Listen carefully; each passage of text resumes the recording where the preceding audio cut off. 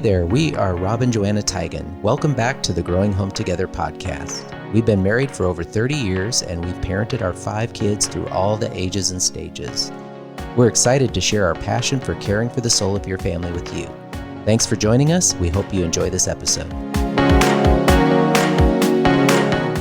Thank you so much, friends, for joining us for the Growing Home Together podcast. Just a few weeks ago, I was having a normal family meal around the dinner table with Rob and our teenage son. And we were just trying to chat about our day, our son's band concert coming up at school, just the normal stuff of life.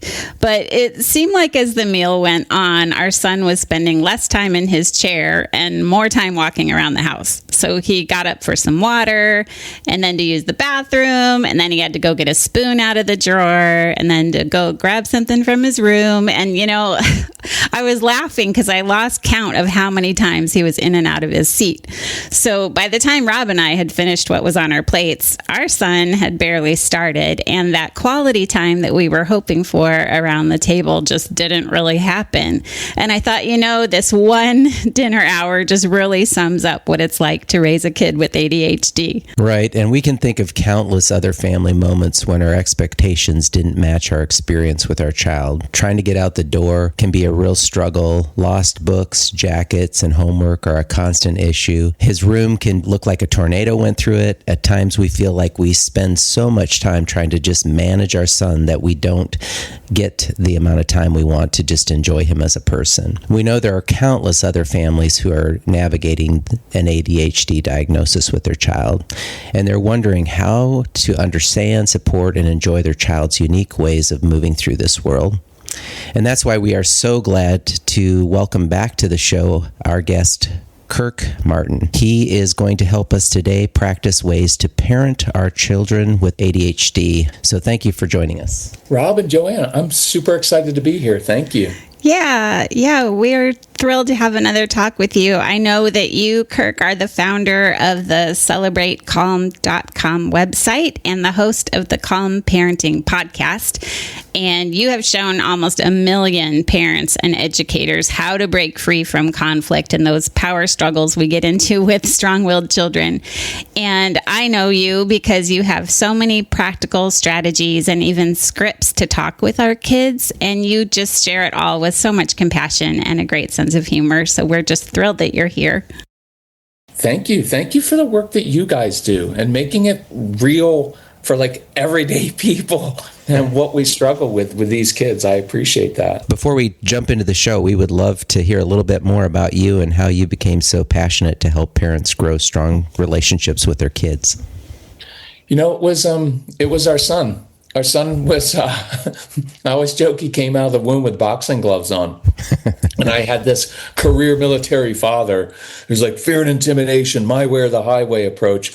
Well, I thought that would work with our son. And obviously it didn't. It was just my own immaturity. I needed some new skills. Casey had ADHD, pretty much every label you could put on a child. Casey wore very proudly and loudly, I guess, as well. When you were doing your description, we spent the day together yesterday hiking and going to dinner. His leg, even at age 33, his legs never stop moving. He has to move. He doesn't even know it. I'll look at him and smile and he'll be like, I know. Yeah. Right. And it's part of who they are. But it set us off on this new venture of understanding these kids in different ways. And I started volunteering in his classroom. And I was just always really good with I guess you'd say the neurodivergent kids, the kids who didn't really fit in. And so we volunteered a lot of time in the classroom, eventually opened up our home to have these kids come into our house so we could kind of just be with them in everyday life situations. And honestly, we were trying to teach them some things, but I think the kids taught us more about ourselves, about my own impatience, about my own, rigid thinking at times, right? My own judgments of why do they do that? They're being so stubborn and they're defiant. And then I realized, no, these are kids who obviously can misbehave, obviously, because they're human. But they have really big hearts. They're usually very, very bright kids.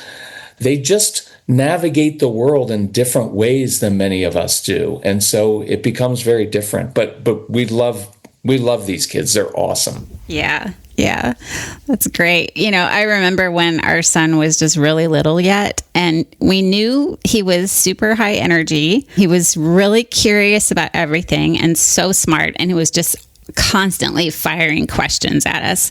And he would kind of swing through his day from getting really obsessively into one toy or one game for hours to kind of wandering around the house without focusing on anything at all. I remember one time I took him to the pediatrician's office for a checkup, and the doctor was just watching him ping pong off the walls the whole time. And this pediatrician leans over to me and he kind of whispers, like, is he like this all the time? And at the time I was surprised at the question because, when you're in it, that's just your normal. So I didn't think to question it before, but I would love to know from your experience, just what are some of the unique behaviors of ADHD that kind of sets them apart from typical kid behavior? Yeah, I think everybody knows like the main ones with the energy, but I think you hit on a really interesting one, which is they tend to be specialists. They won't always be motivated. Now, I'm speaking in generalities, obviously, but usually they are not motivated by what motivates parents. They are usually very internally motivated by whether they like building with Legos or if they're very creative, and they will find something they're interested in and they will go very, very deep with that. And so it'll cause you to tear your hair out because you're like, wait, you can focus for like 6 hours while you're building with your Legos or making something, but I can't get you to focus for 15 minutes to do a worksheet. And so in some ways, they're like these walking dichotomies, right? Where it's like, okay, you'll see them in certain areas. Like, here's one. I want to give you some people, some of the more strange ones, because we all know, like, okay, focus, attention. But even with focus and attention, I don't like the label of attention deficit because they can hyper focus when they're into something for like hours and hours at a time. But also, these are kids who at times they struggle socially. So getting along with kids their own age can be very difficult, but they're usually very good with younger kids, not necessarily siblings, but like younger kids, animals, older people. And so they're like this walking dichotomy. If I can be honest, like Casey wasn't really good at being a kid. He didn't do the kid world well, but he was always very comfortable in and excelled when he was doing older kid things or adult type jobs. And so I mention these ones that are a little bit like not always associated with ADHD because they can provide you with some insight as parents. I'll just give you an example. A lot of the normal kid stuff that we ask of kids, it doesn't really work well. So I'll give you one example. Chores. Casey was never really good with chores. He didn't do things around the house. His room was a mess. But outside the home, he was extremely conscientious. So we started changing our perspective and saying, okay, why do we want him to do chores? Well, we want him to grow up and be responsible and respectful, contribute to the home. So we shifted and said, okay, are there other ways that he can demonstrate that? And so he would go down the street, especially when we lived in Nashville, pretty much anywhere we lived, there's this older couple. He would go to their house. He loved them and they loved him. He would do anything for them, help them around the house. So we began saying, okay, he does chores, just not in our house. Right. But he does them, right? But he's being conscientious. He's being helpful. We used to feed homeless people on Friday nights, and he was very, very dedicated to that. And we were like, okay, that's a service project. That's serving and helping other people. Did he always do that at home well? Not really. He would do things outside. He was very physical, so landscaping, moving heavy things. So I don't know if that's a great example, but for me, it's an example of saying, okay, let's work with the child that we've been given. This is Casey. This was Casey's nature. So rather than fighting it for 18 years and saying, no, you need to be like a regular kid and do regular kid things. We said, okay, we've noticed these traits in him. Why don't we use these traits? And then as he got older, he had a job from the age of 12, reffing hockey games. So he would get up early in the morning. He would show up on time. He'd clock in. He'd do his paperwork. All the things that he wouldn't do for us, he would do for other people. And I think that's, I won't say a trick, but it is a big part of navigating life with these kids, of saying, I'm not going to try to force them into the traditional path, because one, it won't work. Two, it destroys their confidence because they begin to internalize, I'm not really good at doing the things that everybody else is good at doing, and I'm always in trouble for it. I never feel like I'm good enough. And then if they have siblings, like if you have a sibling that is kind of the typical good child, compliant, well, then they'll internalize, I'm a bad kid, and they'll shut down. And we obviously don't want that to happen. And I know I'm talking too much, so I'll just mention this. That doesn't mean you have to let them get away with things. It just means you work with their nature and you adjust and you become a little bit more flexible as parents, I think.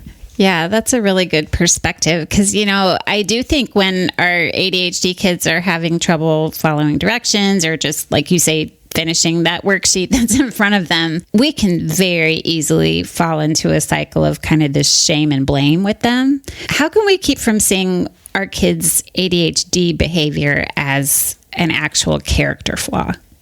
I tend to look at all of us as humans as we all have our strengths, we all have our weaknesses. And I think a lot of the things that we're trying to measure against at times can be arbitrary. I don't know if this will sum it well, but I really like this example. At some point with Casey, probably when he was about 10 or 11, I went to him, we talked, and I'd say, hey, Case, look, you're going to struggle with certain things in school. You struggle with short-term memory. It is not a strength of you. Well, a lot of school success is built on having good short-term memory so you can memorize information for a test.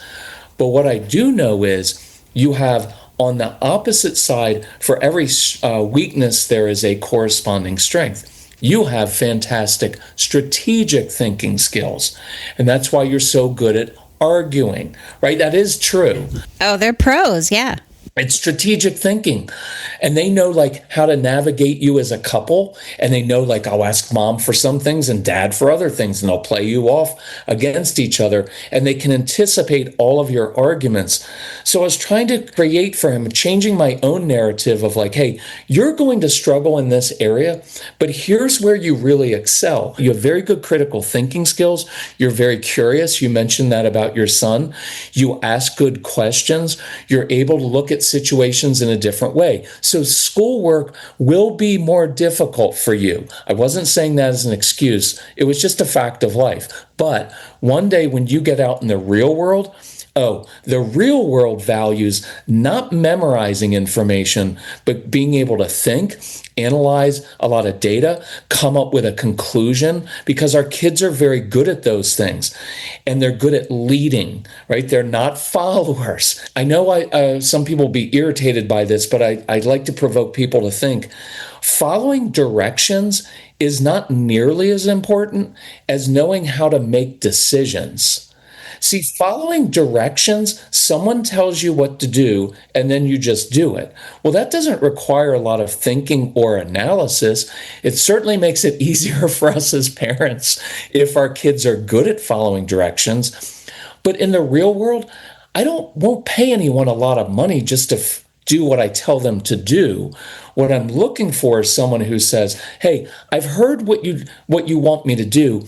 I have a different way of looking at that. I think I can actually be more effective, get more done if I do it a different way. Are you okay if I do it that way? Hopefully this helps encourage parents who are going through this with our kids. Our son is almost 33. And when I see him, he works with us sometimes part-time, but he has another job. And what makes him successful in his other job are all of the ADHD traits, all the things that irritated us about him as a kid, because he is in a fast moving environment. His boss says, Casey, here's the objective, take care of it. And Casey problem solves. He's really good at handling situations under pressure. He's really good at reading situations. He's very intuitive that way. And he's a really good leader. And so I don't know if I answered your question, but I tend to step back and take the bigger picture and say, let's change this narrative from my child always initially says no, because that's another kind of trait of our kids, reflexive no. My child just wants to do things his way. He's so independent. He has to touch the hot stove. All of those things are true. But what's also true is, what I admire about my son or daughter? Man, they can think for themselves. They're not afraid to stand up and say no to certain things. They're not afraid to take risks and try and fail, because that takes a lot of vulnerability in order to do that. So I just encourage parents over the next week, watch what your kids are doing and go 2 or 3 levels beneath the surface. And what you'll often find is, no, they're not just being intentionally difficult, but they're really good thinkers. They want to try to figure out things for themselves, and they'll do it the hard way, even though it would be easier to do it the easier way. And over time, I began to really appreciate that quality about Casey. And I still appreciate that quality. It's harder as a parent, but I promise you in the long run, you really want these traits. They're really good traits if we can show them how to use them in positive ways, build their confidence. Man, it kind of makes them unstoppable in the real world. Yeah, that's good. I wonder, as you're saying that, I know it took us quite some time to realize our kid was going to move through his day different than other kids. But as you say some of these things, it can look like you were saying, like rebellion, or like they're being defiant because, they do chores at somebody else's house, but not your house, and that kind of thing. So what are some unreasonable expectations sometimes we as parents can carry for our kids with ADHD? And how do we navigate that in terms of, being okay with that spectrum there? I think the first one that comes to mind is not listening the first time. Because that's a very common, we as parents are like, hey, I'm the authority figure, I'm the mom, I'm the dad, you need to do what I say. And there's nothing wrong with that expectation, right? Well, there's 2 sides to it, right? One is just like, okay, that's good because things go better in life for you if you listen to authority figures. Totally get that. Sometimes we have our own control issues and we just tell kids to do things and they don't really have to do it that way. It's just our preference. And so that was a big thing that I had to navigate because I have my own control issues. I've got anxiety. And it's like, Case, you need to get this done right now. Well, did he really have to get it done right now and do it my way? Not really. You're just going to have to wrestle with that as a parent because you'll feel like, well, am I letting them get away with things? And what I found with these kids is I tend to, in our words, I would say, give them ownership. So I'll give you a quick example. It's actually not that quick, but it's a good example. But say morning routine, right? Like morning routine should be very easy. Son, for the past 183 days, you've gotten up and you go to school at the same time. Like we lay out your breakfast, like everything should be very easy to do. And yet our kids, they have a need for novelty at times. They have a need for ownership of their choices. And so I know that my anxiety in the morning will often dump on my child, right? Come on, get up, gotta go, come on. And I'm anticipating that battle, right? And so it creates more anxiety and creates a fight. And ownership to me is, hey, Casey, look, the school bus or the carpool leaves every morning at 7:23 a.m. I don't care how you get ready for school. I don't even care what you look like or smell like. Just be in the car, be on that bus at 7:23 a.m. And my more fun example is to say, hey, if you're smart enough to wear the clothes to bed that you're going to wear to school tomorrow, because most of the kids we work with, they just live in hoodie sweatshirts, right? Even in the summer, winter, baggy shorts, hoodie sweatshirt. So it's like, hey, if you want to sleep in those clothes, because then you don't have to worry about getting dressed in the morning, go for it. Sleep till 7:19. Roll out of bed. Grab the Pop-Tart under your bed that you hid under your bed, because a lot of our kids hoard food. And then go run and get on the bus. Now, is that ideal? Is that how I want him to do it? No. But when I give the child some ownership and say, I don't care how you get it done, just get it done, they'll often do it. It'll just irritate us how they do it. And then we have to give that reluctant little fist bump of like, nice job getting ready for school. But please, would you please eat something healthy? What I would encourage parents with is, if you give your kids some space to own it themselves, and our phrase is, when we step back, it gives our kids space to step up. I'm always giving tools. So in the morning, I might say with a younger kid, hey, I hid your breakfast outside or in the basement. Bet you can't find it. Well, a lot of our kids are born problem solvers. It gets them moving. Homework time. Okay, I typically want my child to come home, sit at the kitchen table, get the homework folders out, and do their schoolwork. It's not going to work that way with these kids. But if they're allowed to do it a different way, I put a blanket over the kitchen table. It's now a fort.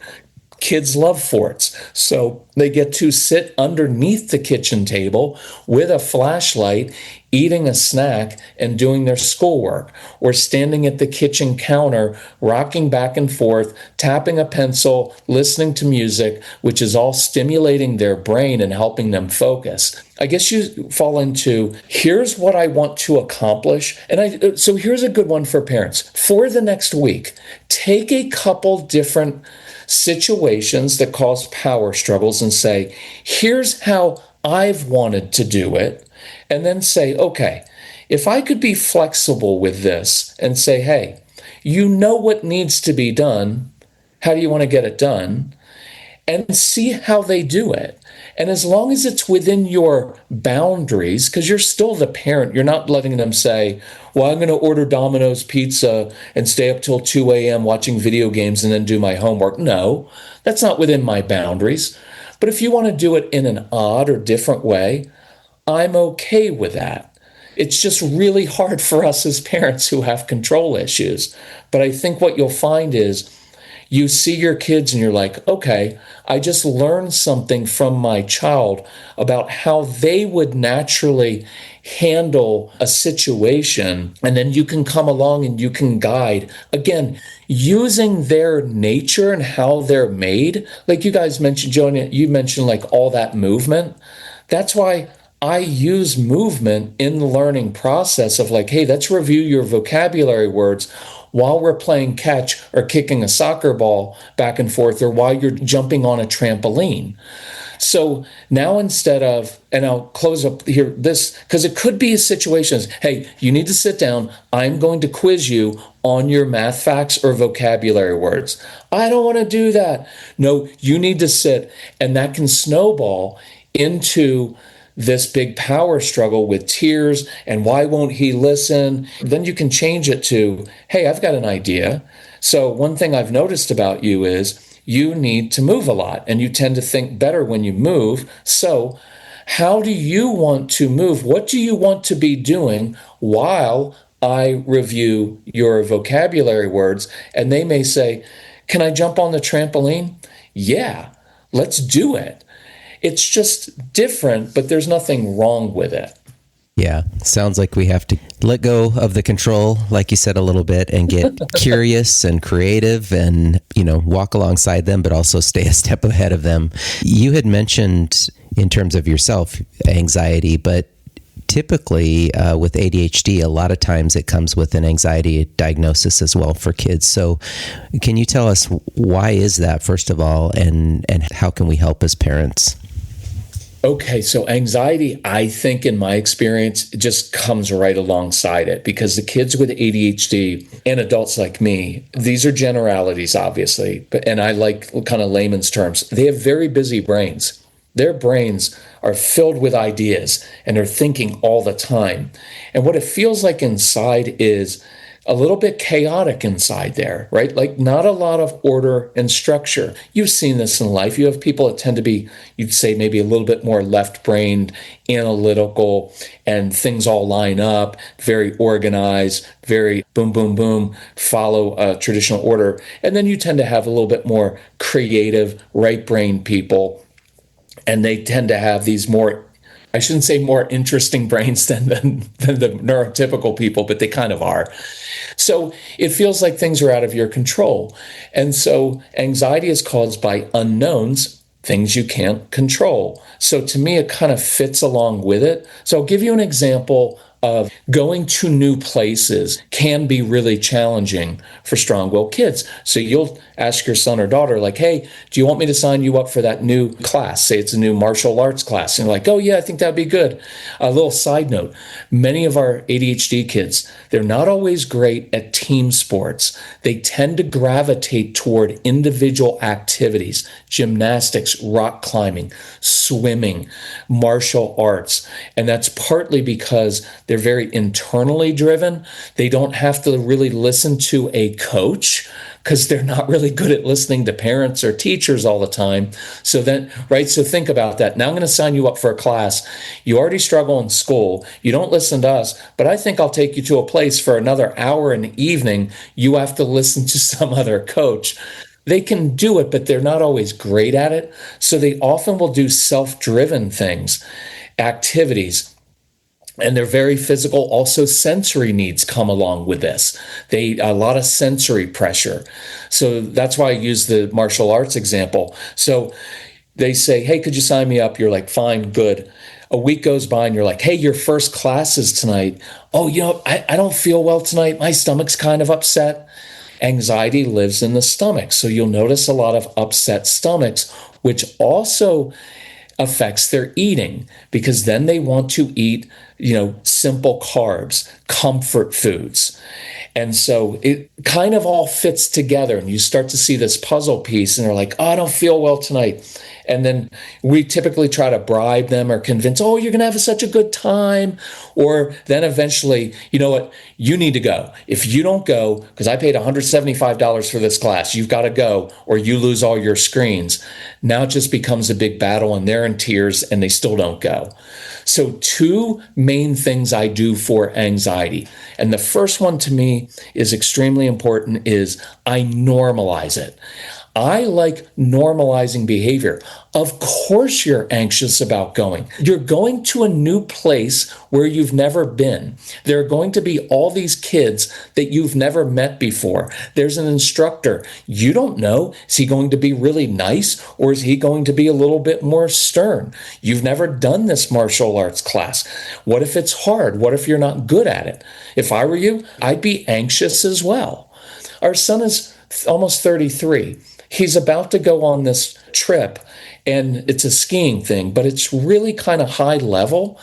He is a grown man and he's struggling. Dad, what if I'm not good as the other guys that are going? Just yesterday, I did this with him. I was like, Casey, you should feel anxious. Like you're doing something you've never done before.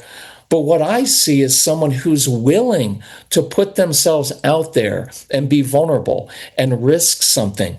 Most people in life never do that, but you are. And he said, I hadn't been thinking of it that way. And so normalizing isn't excusing things. It's just saying, yeah, this is normal. Before I do a presentation at work, my stomach gets a little upset. Right? So that's one, because then that lets them know there's nothing wrong with you. This is perfectly normal that you don't want to go. And that often will help release them to go. And then the second thing I do is I eliminate the unknowns as much as possible. So if you can, take them to that new martial arts class, go there 3 days ahead of time so they can get familiar with the place, the setting. What does it feel like? Is it loud in there? Because a lot of our kids, again, very sensory, so they'll pick up like noises and smells, and it throws them off a little bit. And if you can introduce them to the Taekwondo instructor, or in the next school year, introduce them to the new teacher and say, man, my son is going to be great at your class, but man, struggles sometimes with new things. Could you give him a job to do? He loves helping other adults. If you can get, wherever your child goes, have another adult give them a special job of like, oh man, I could use your help on Thursday nights when you come to class. If you can be here like 5 minutes early and help me set up the mats and rearrange the cones and get ready for class, oh, that would help me so much. That way, when your child is going to that new activity, they have a specific mission that they're focused on, and they're usually really good at doing those specific missions. It's also, in our curriculum, we talk about creating successes. Now I just created a success of where my son went a few minutes early. He helped the instructor gave him a fist bump, and now I just started that off on a very positive note, and they get to see inside, oh, I can do new things well. It's hard, but if I know that it's normal to feel that way and I push through a little bit, I actually enjoy it in the long run. That's good. Thanks. Yeah, really helpful things. And, just thinking about anxiety, I mean, every day we put our son on the bus and he spends all day navigating a school day where it's all about paying attention, lots and lots of deadlines, all those transitions from one room to another, and getting measured for his performance all the time. And then I know he looks around at all the other kids and he's like, man, it seems so much easier for them than it is for me. And by the time he gets home, I mean, this kid is just done. And he does have an absolutely incredible school with trained staff. They know how to support kids with every kind of gifting and challenge, but not every child has that. Are there certain ways that parents might need to advocate for their kids at school? I found with Casey, I just went in and I was very honest, and I just say, look, here's where he's going to struggle. I know he's going to struggle with paying attention. He needs to move a little bit. And I know he gets overwhelmed. So, knowing that, could we try these 3 things for the next 2 weeks and see how they work? So one was, just Casey to this day needs to move a lot. That's why you mentioned before we got on, we do these Instagram videos from the mountains. Yesterday, he skied up a snow hill and I went up in little spikes. We joke that we have to work off our jerkiness because it's a gift to our wives, right? And because it is actually, but like we have to physically work hard in order to do that. So one example was, hey, when Casey's struggling in class, and I would say when he is, like he just is, like you, Mrs. Teacher, are not going to change his nature, and we're not either. But we do notice if he gets a little physical break. So we would I actually took in 2 backpacks filled with books, red one and a blue one. And I put one in the back of the room and I said, hey, 10, 12, 15 minutes into class, could you give Casey a secret signal? And they had worked it out before. Hey, Casey, I need your help. I need you to take that red backpack filled with books next door to Mrs. Henderson's class, and she's going to ask you to bring a backpack over here. That would really help me out. Well, he got to get up in the middle of class. He didn't make a big scene. He didn't cause issues. He walked to the back of the room, grabbed that backpack. Well, carrying something heavy meets some sensory needs. He got to move. It took less than a minute to do, but that minute that he got to move with a very specific mission probably prevented 15 minutes of constant redirection. Casey, look at me. Casey, get in your seat.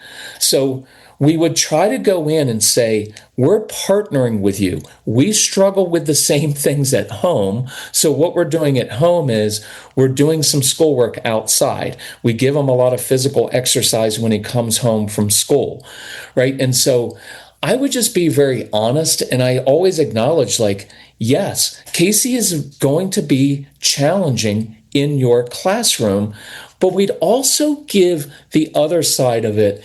Here's some things we think you'll really like about Casey. He's very, very curious.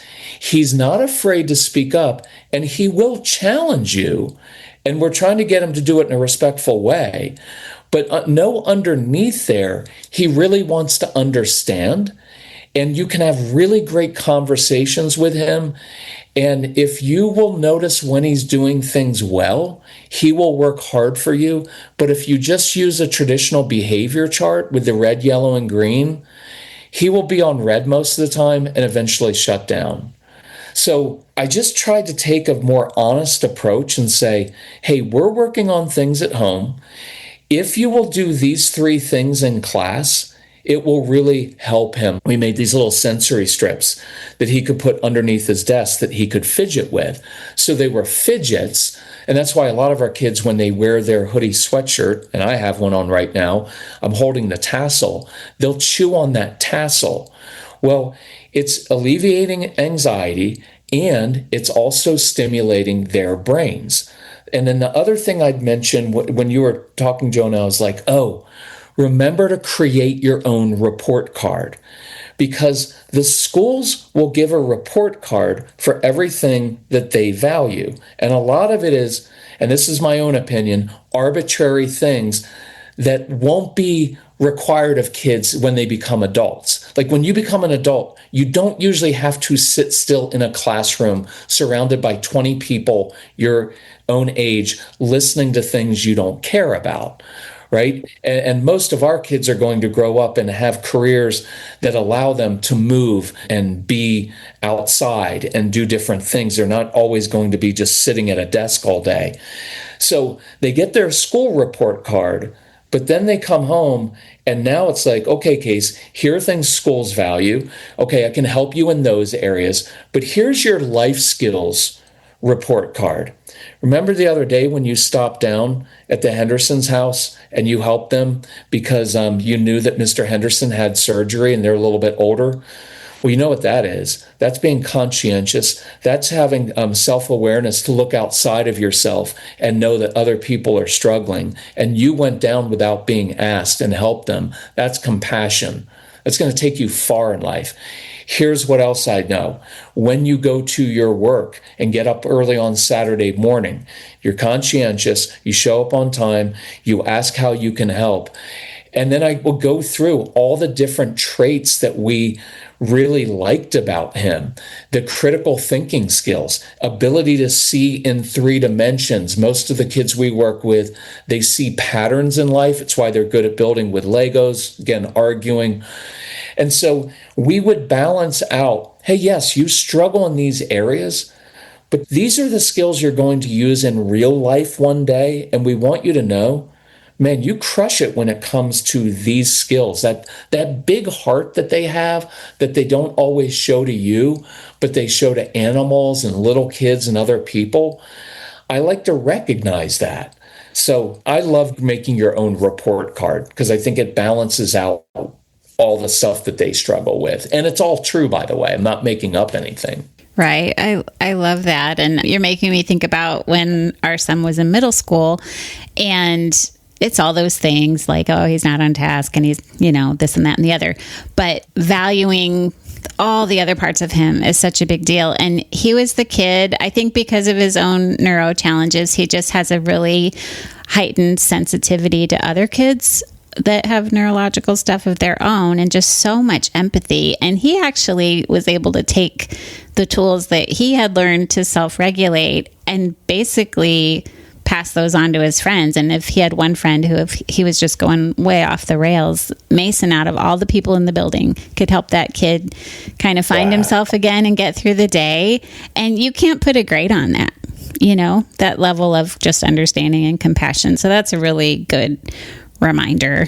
So when we do those things as parents, Then I go deeper with it too and say, okay, what were all the different skills and attributes that allowed your son to do that?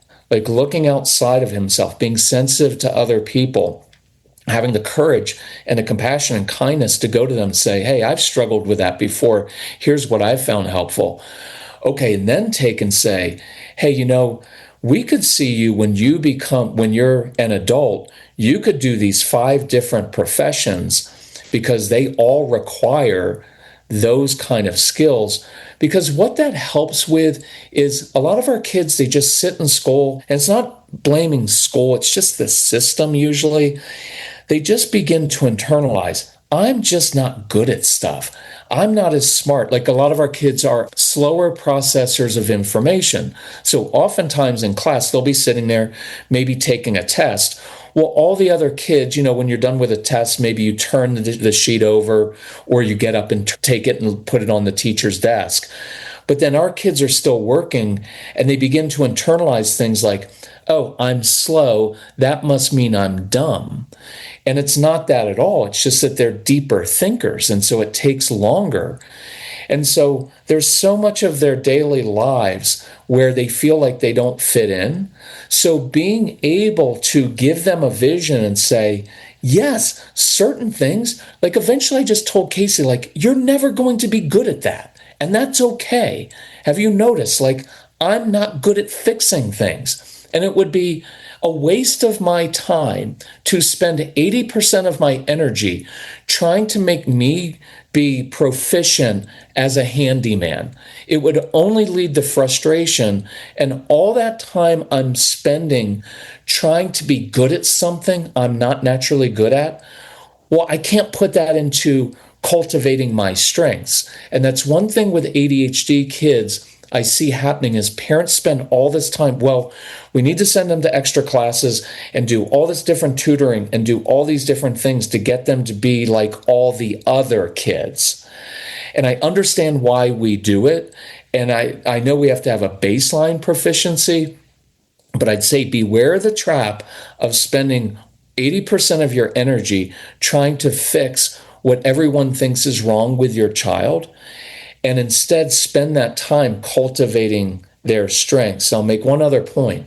Parents of neurotypical kids do not spend every day saying, you're awesome at following directions and turning in your homework on time and sitting still and listening to teachers.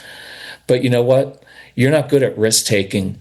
You can't just create things from your imagination. And so we're going to put you in extra enrichment classes at night, and then we're going to give you a report card that basically mentions all the things that you're not good at doing. You can't see in 3 dimensions. You're not a good risk taker. Other people don't do that, but we tend to fall into that trap of thinking we need to make our kids be like all the other kids, and that will absolutely crush their confidence. That's really good. Kind of flips it on its head a little bit in terms of looking at it differently. I love that. I'm thinking of the parents listening. They're listening to this and they're thinking, oh, yep, I see the hyperactivity in my kid. I see the lack of focus. I see all these things, but they haven't looked into a diagnosis, don't have a diagnosis. What are, some of the next steps they can take, both to support their kid in that waiting time, but then also next steps to get the kids the help they need at school and elsewhere? So I'm not a doctor and I'm not a psychiatrist. So you can disregard any of what I'm going to say as a parent if you want. I would be cautious when kids are really young, like 5 and 6 and 7. They're supposed to be very active, right? Like it's like I get emails every day of like, oh, I think my child has this. And I'm like, I just think they're 6 years old. Right. And so it's really hard to know at times how to navigate that. I would say if you want to get the diagnosis, because that will help you get accommodations at school, then by all means do that. Because sometimes to get IEP, individualized education program at school, you have to have a diagnosis. That can be helpful. I have a little bit different view on this in that I really don't like that label because I don't think it accurately describes who our kids are. So there's that balance between, okay, we get the diagnosis, so then we go to school and say, hey, our child has been diagnosed with ADHD. So that means we want these specific accommodations. Sometimes you can get the accommodations without going through that process just by working directly with the teacher.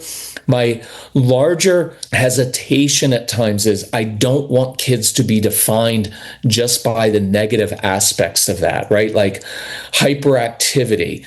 Well, if you put them in certain situations, they're not actually hyperactive. Like our son in his other job requires a lot of energy. So he's not hyperactive there. He's just hyperactive if you ask him to sit still in class for 7 hours a day. And I don't want kids internalizing there's something wrong with me. Some very good friends that are search and rescue people and emergency responders. Almost every one of those friends that we have and their friends have the traits associated with ADHD. If you put a neurotypical kid in one of those situations, they would probably absolutely fail. But we wouldn't label them with, well, you have energy deficiency disorder. And so I know I'm not answering your question exactly the right way, but I just have a concern about how we view our kids. And I don't want to change their nature. I want to give them tools to focus better in school, but that we can do naturally with a little bit of movement, with giving them that sensory strip, but also being honest and saying your entire life, you will probably struggle to focus on things that you're not interested in. But that's also kind of human nature. Like nobody listening to this weekend is going to go to a bookstore and pick out a book that they're not interested in, right? You pick up a book and you look and you're like, oh, that topic interests me. I'm now going to spend 15 hours over the course of the next few weeks reading that book. I have a different view, I guess, and I don't want our kids' confidence crushed. I believe a little bit more in pushing back on some things and just saying, yeah, we're not going to do homework every night, because our son tonight, instead of doing homework, was building a robot. We're more interested in our child being curious and loving to learn new things than just completing a worksheet. So to me, it's a balance. And I know I push too far on the other side, but that's because most of society pushes conformity too much. And I want us as parents to be comfortable with the fact my son's going to struggle or my daughter's going to struggle in certain areas, and I don't need to fix that. They're just going to struggle in that area, and that's okay, because there are all these other areas where they're going to thrive. And when they have some agency as an adult, they're going to choose jobs that enable them to be that search and rescue guy who, when they show up at an accident, a couple of our friends, they do with helicopters. So they get in a helicopter and go to a crash scene. And you know what's interesting?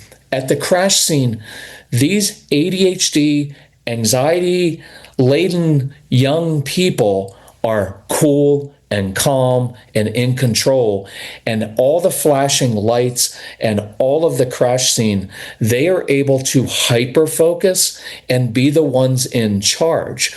But they were the same. And I just had this talk with a couple of them, and I was like, how did you do in school? And they were like, I couldn't pay attention. I struggled, and I used to think I would never be able to be successful in life. And now these are like really, and again, that huge heart, right? Like they got into it because many of them had traumatic childhoods, and now they show up at these crash scenes and they're saving lives and they're calming people down and they're completely in charge. And so I just have a bias toward, let's put our kids in situations in which they're successful. Try to minimize those weaknesses. Give Casey the backpacks to move, but I'm not going to spend all 12 years of his schooling trying to just get him to be someone he's not.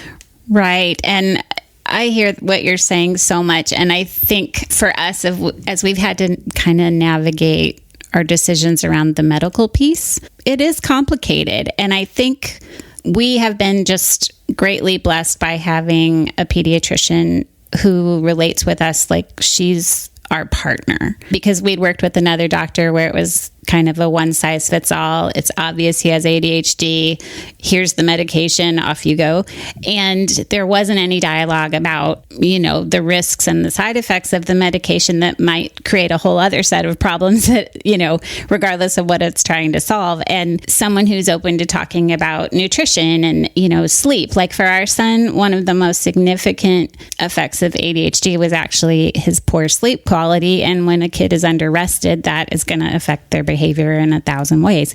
And so having a doctor willing to explore nutritional supports for good sleep. And that was probably the most life-changing thing that we did. And yes, we have utilized medication, but with a doctor who always puts quality of life first. And when the med is hurting more than helping, you change it or you step away from it, So I think for parents, I would just say, have confidence in yourself that you know your child the best. You're the most observant. You can take the time to do trial and error. Don't settle for a medical provider who doesn't give you a voice or who doesn't see your child as a whole person. We've been so grateful for years to have the support that we have, because we have been able to support our son's growth and quality of life, and that's been a huge gift. But I know that parents who don't have that can struggle even more. Joanna, that's beautiful. Like, that's so, I wish you'd say that every episode for parents. Like, that's awesome. Okay, here's more specific to probably answer your question is, be very specific. Okay, our son, our daughter struggles, because if you just go in with like, our child has ADHD, well, that's just so broad. But then it's like, so what I usually say is, okay, make a list of very specific things that they struggle with down the left side of a sheet of paper. And then along the top of the paper, you write down all the different tools that can help with each specific thing. And to your point, nutrition can help some. It won't help with everything, but it will help with a few things. Sleep, you mentioned. None of us focus well when we didn't sleep, get a good night's sleep.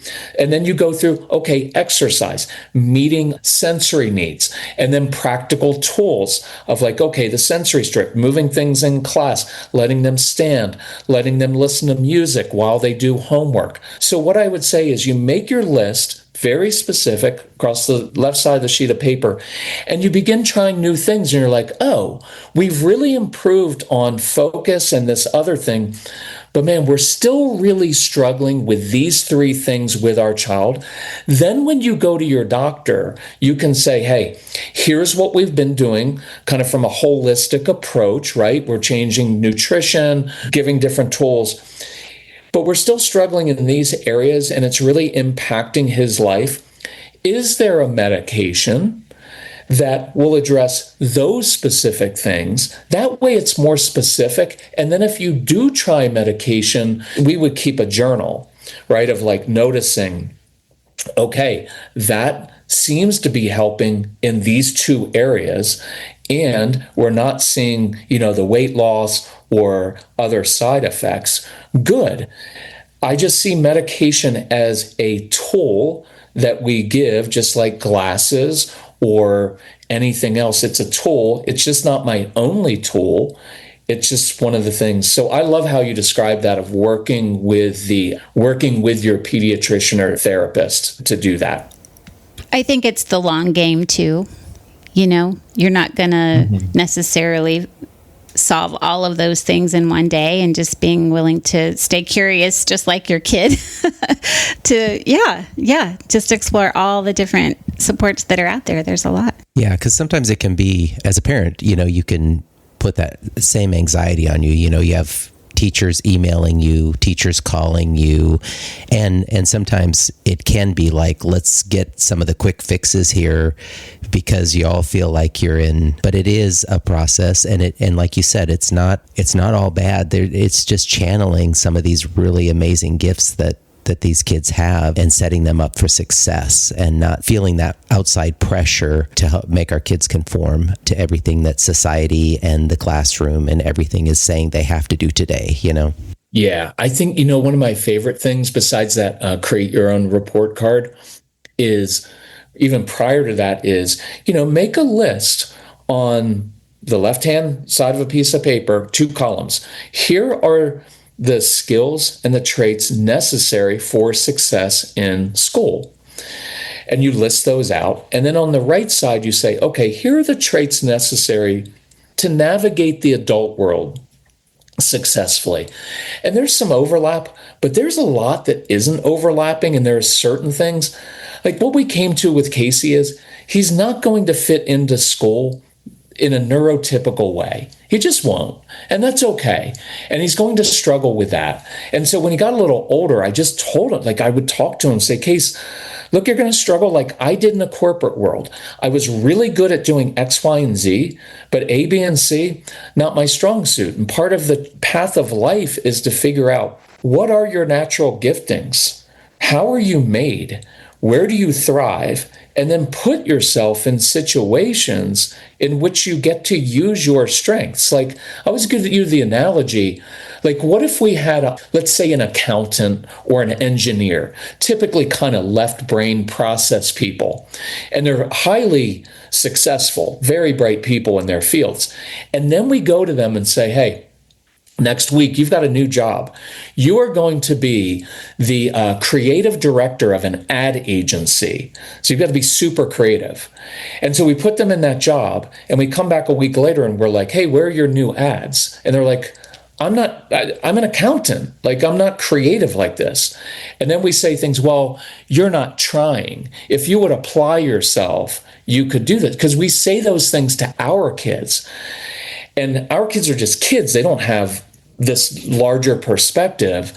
All they know is everybody's asking me every day to do things that I'm not good at, and then I get graded on it. And it would be like going to that accountant saying, you're not very creative. You're probably going to get fired. And he's going to be like, I'm not good at this. Could I please just do the books for your ad agency? It's not a great analogy, but I think it fits sometimes of saying, like, we don't ask other people to spend inordinate energy doing things that aren't like in their wheelhouse. I made this with, and some people won't know, like Steph Curry is one of the greatest shooters in basketball history. But he's short. I think the average guy in the NBA is 6'9" now. Well, what if we went to him every practice and said, we really need to practice your rebounding. You're not good at rebounding. And he's like, I'm 6'3". Everybody else is 7 feet tall. I'm not a good rebound. Well, we need to practice that. Well, that would be a waste of energy because you want Steph Curry shooting 3-pointers, not rebounding. Hopefully that helps parents with breathe. Know that what your kid is doing in 3rd grade or even 8th grade or 10th grade will not define their lives. Does it make it harder to get into college? Yes. Does it make it harder to get a regular job? Yes. But these are kids who are very ingenious and they're creative. I want kids to emerge from childhood with confidence, with knowing, yes, this is who I am. Because I'm 60 now. I'm getting ancient. And so what I realize is I'm just not good at certain things, but I'm really good at a few things. So I put my energy into those things, and then I find people who are good at those other things that I'm not. And I think our kids, it would be really helpful for them to know, you don't have to be good at this. You're not ever going to have a job where you have to sit still and memorize information. You're going to choose other jobs that play to your strengths so that they can emerge from childhood. Instead of feeling less than, they can say, yeah, I know I'm not good at that, but man, I am so good at X, Y, and Z, and that's what I'm going to do with my life. That's good. Kirk, I know we're fellow podcasters and fellow parents, but we are also fellow believers in Jesus Christ. And so much of what you're saying just seems to echo what the Lord would say about our kids, that they are fearfully and wonderfully made with ADHD. And you're encouraging us to think about what is worthy of praise, like the scriptures tell us to when we're thinking about our kids. And this is just very refreshing and recentering for us. So thank you. You're welcome. I think one more thing is that you bring that into it of like, look, God made you this way for a purpose, right? And so you're working with his design. And I think that's for those of you who are listening, who are Christians and people of faith, you can bring that in and say, you're made this way. There's a design here. Honestly, if you look through scripture and through history, you will find the people that create history usually have these traits because they're not timid people. I mean, there's King David who's like, yeah, I'll go after Goliath. It wasn't like the overthinking, timid other people. It was the one who was really willing to take a risk and do things differently. I encourage you with this, like, it's so cool. God throughout scripture turns everything upside down. He chooses David, the youngest of the brothers. It had always been the oldest one, Joseph. He took all the people who were maybe the misfits, or the people, Moses, who wasn't a good speaker and who had murdered an Egyptian. And he's like, yeah, you're the one because you've got the traits. And what was it? Moses, initially anxious. Moses, go lead my people out of the wilderness. Yeah, I don't know. Like, I'm not a good speaker. What if they don't? So you could see the anxiety, but I think God saw in him, yeah, I know, but I believe you're capable of doing this. And so read through the scripture and then look at who God used. And I think it's often our kind of kids who were willing to do the odd things and the things that others weren't. So I think you can find a lot of hope in that. Yeah, I think you're right. I think David lived today, he would definitely get an ADHD diagnosis. He would not be doing well in school. Say, stop hitting those kids with your rocks. There's nothing in his story that says he would sit well in a classroom all day. But aren't we grateful? Yes. Yeah.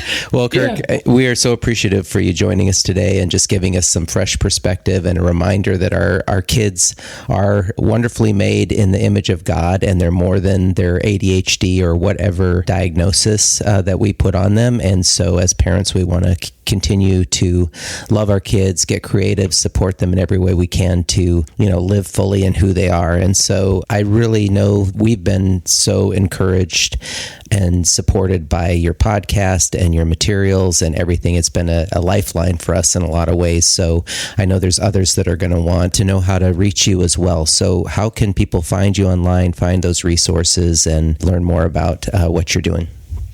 If you look up the Calm Parenting Podcast, you'll find us, or our website is celebratecalm.com.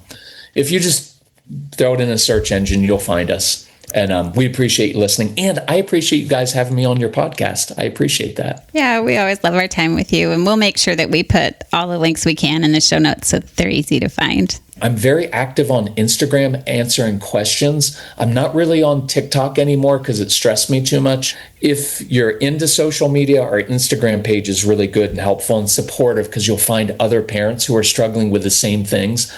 And then you'll know, like, oh, we're not alone. And that can be really valuable as a parent to know you're not the only one. So that's awesome. Thank you for that. Yeah, and thank you, friends, for joining us today on the Growing Home Together podcast. Joanna and I would love to connect with you over on our website as well, growinghometogether.com. You can also find us on the socials, too. You're going to find all kinds of resources on our website to pray for your kids, to share quality time with them, like our book, 88 Great Daddy-Daughter Dates, where you can find fun ideas to spend time with your kids. At Growing Home Together, we are caring for the soul of your family. And we're growing home together with you. Bye. Bye. Thanks for tuning in to another episode of the Growing Home Together podcast. We hope you enjoyed it and found some valuable insights to help you care for the soul of your family. Remember to check out growinghometogether.com for more resources, and stay tuned for our next episode coming your way soon.